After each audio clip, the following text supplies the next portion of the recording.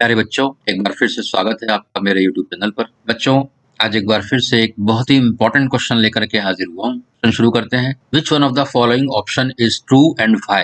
y is equal to 3x plus 5 has a unique solution, only two solutions और infinite many solutions. बच्चों, जब भी ऐसा कोई क्वेश्चन आपके एग्जाम में पूछा जाता है या कभी भी कोई आपसे पूछता है कि बताओ linear equation in two variables के कितने सॉल्यूशन होते हैं, तो आपका तपाक से जवाब होना चाहिए इनफाइनाइटली मैनी सॉल्यूशंस। मतलब इसके अलावा और कोई ऑप्शन ही नहीं है। अगर linear equation in two variable, एक इक्वेशन दी गई है क्वेश्चन में, दो नहीं होनी चाहिए, सिर्फ एक, तो आपका कोई सी भी क्वेश्चन हो दुनिया की, आपका आंसर होगा इनफाइनाइट मैनी सॉल्यूशंस। अब ये कैसे होता है, इनफाइनाइट मैनी सॉल्यूशंस ही क्यों होते हैं, अभी समझाऊंगा। दूसरा ऑप्शन दिया है ओनली टू सॉल्यूशंस। ये तो होता ही नहीं है, इस नाम का कुछ है ही नहीं इस दुनिया के अंदर। ओनली टू सॉल्यूशंस क्या होता है कि इनफाइनाइटली मैनी सॉल्यूशंस होते हैं और उसमें से आपसे कहा जाता है कि भाई find out any two solutions या find out any four solutions, इस तरह से, या find out any three solutions. वो क्वेश्चन पूछने का ढंग जरूर है, मगर दो सॉल्यूशन होते हैं ये इस तरह की कोई बात है ही नहीं। और यूनिक सॉल्यूशन होता है, लेकिन ये उस केस में होता है जब आपके पास दो इक्वेशंस दी हुई हो, यानी लीनियर इक्वेशंस इन टू वेरिएबल्स का क्या हो, आपके पास में पेयर हो, एक जोड़ा हो, यानी दो इक्वेशन हो। ये सारा जो आपका है ये 10th में होता है, तो इसलिए यहाँ इसकी कोई आवश्यकता नहीं है। आपका सिर्फ एक ही ऑप्शन करेक्ट है, इनफाइनाइटली मैनी सॉल्यूशंस। चलिए समझाता हूँ इसको। तो अगर मान लीजिए आपको कोई क्वेश्चन दी गई, जैसे यही वाली लेते हैं, y is equal to 3x plus 5। अच्छा, एक चीज और देखो बच्चों, ये जो y is equal to 3x plus 5 है, ये किस फॉर्म में इक्वेशन लिखी गई है? लीनियर इक्वेशन तो है, जनरल फॉर्म में भी नहीं है। ये जनरल फॉर्म तुम जानते हो, ax plus by plus c is equal to 0 होता है। ये लिखी गई है y, क्या बोलोगे इसे, y in terms of x, क्योंकि x की टर्म्स में y को लिखा गया है।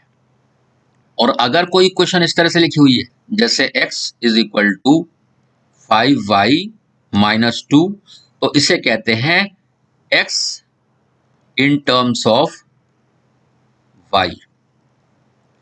ये तुम्हें लिखना आना चाहिए, ठीक है। y in terms of x क्या है, या x in terms of y क्या होता है। ऐसे करने से सॉल्यूशन बहुत ही आसानी से निकल जाते हैं। आपने देखे होंगे ना, ऐसे क्वेश्चंस आपकी बुक में दिए गए हैं कि find out any three solution या फाइंड एनी फोर सॉल्यूशंस, इस तरह से लिखा रहता है। तो जब भी इस तरह का क्वेश्चन आए, सॉल्यूशन फाइंड करना हो, आप पहले जो दी गई इक्वेशन है उसे या तो y in terms of x convert कर लीजिए या x in terms of y कर लीजिए, ठीक है। अब जैसे यहाँ इसके सॉल्यूशन निकालने हैं पहली वाली इक्वेशन के, ठीक है। चलिए मैं यहाँ पर आपको सॉल्यूशन निकाल के देता हूँ उसके। कितना आसान है, आप मतलब कोई उसको सॉल्व करने की जरूरत नहीं है, डायरेक्ट आंसर लिख सकते हैं। देखिए, पता नहीं, मेरी समझ में नहीं आता कि बच्चे इतना उलझ क्यों जाते हैं इन चीजों में, जबकि इतना आसान है। चलिए, बहुत सारे सॉल्यूशन आप निकाल सकते हैं, इनफाइनाइट सॉल्यूशन निकाल सकते हैं यहीं बैठे बैठे। देखिए कैसे।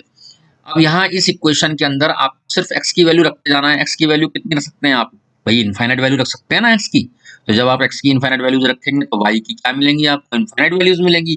इसीलिए हमेशा जब भी कभी भी इस तरह का क्वेश्चन पूछा जाता है तो आपका आंसर होना चाहिए, क्लास 9th के लिए बता रहा हूँ, इनफाइनाइट मैनी सोल्यूशन। आंख बंद करके लगा देना राइट, ठीक है।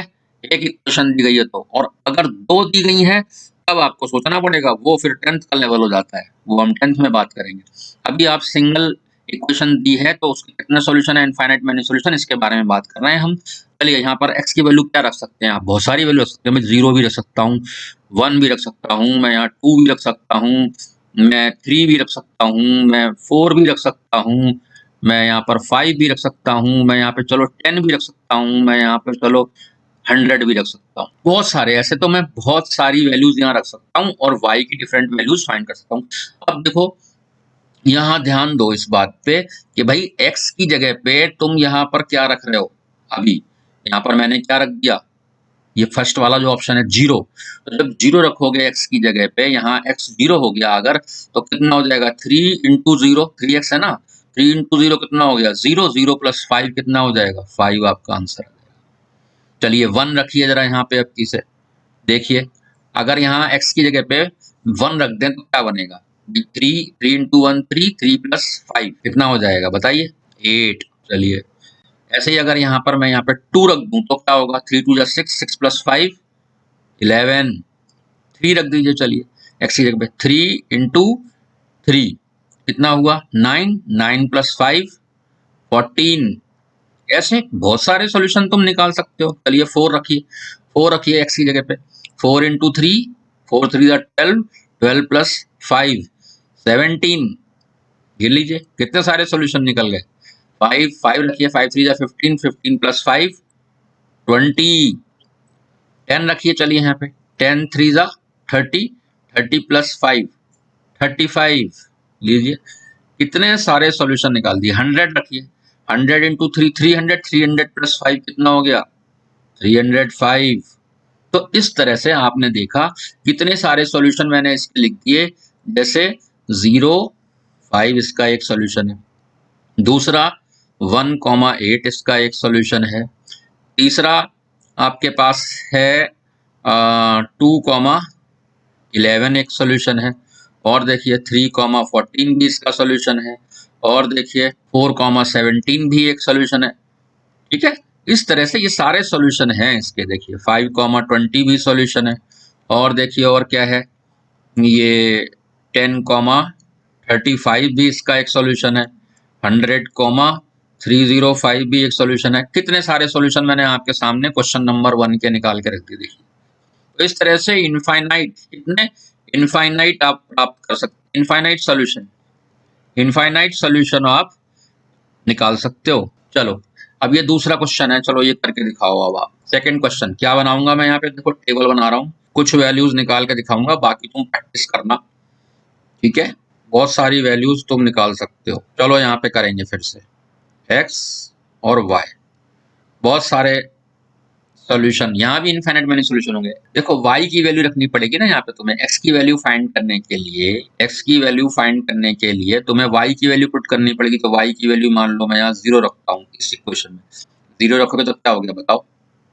5 0, 5 इंटू 0 0, 0 माइनस 2, आंसर आ गया आपका -2।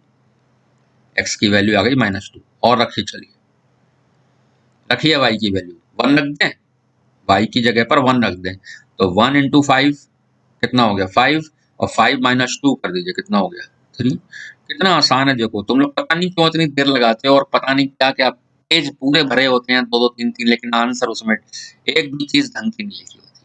कितना आसान है देखो सोल्यूशन निकालना। फिर रखो, चलो 2 रख दूंगा मैं, मान लो यहाँ पे y की जगह पे 5 2 या 10, 10 माइनस 2 कितना हो गया? 8।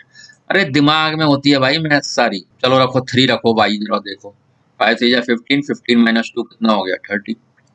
और रखो, चलो 4 रखना चाहते हो, 4 रखो, 5 4 20, 20 माइनस 2 कितना हो गया? 80।